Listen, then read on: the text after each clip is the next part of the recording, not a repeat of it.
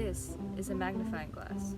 It can augment the smallest yet most significant details that are crucial to fill in the missing pieces of the larger story. Now imagine if there were magnifying glasses in space allowing us to peer into hidden worlds.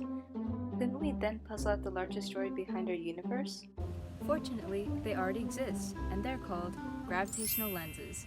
Stars, galaxies, and other massive bodies can act like giant magnifying glasses, bending light rays from all sorts of Big Bang remnants towards us, then enlarging the final image. Well, how do these celestial bodies even bend light in the first place?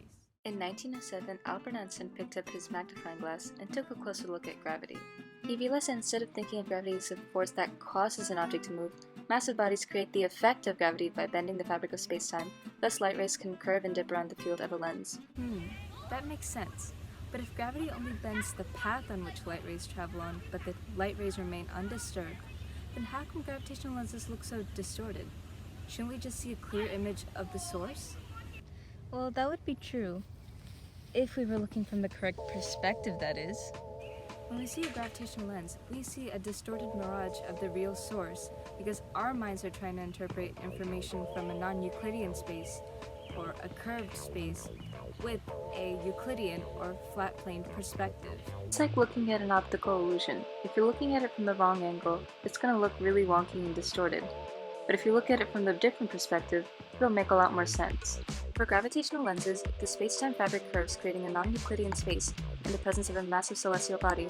And when a light ray passes by one of these lenses, it's actually moving in a geodesic line, a straight line equivalent for non-Euclidean spaces.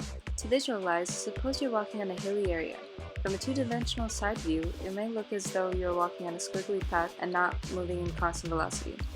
But from a three-dimensional top view, I can then see you're actually walking in a perfectly straight line, no changes in direction, and still moving at constant velocity. In terms of gravitational lenses, the lens doesn't actually bend the light ray. Instead, the incoming light rays continue to move in their equivalent of a straight line, and we end up perceiving this geodesic movement as refraction. Well, that's a neat phenomenon.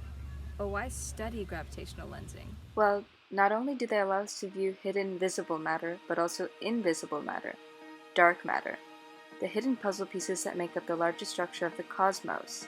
While dark matter does not emit or reflect light, it does interact with spacetime and produce gravitational curvature, and that means they too can create gravitational lenses.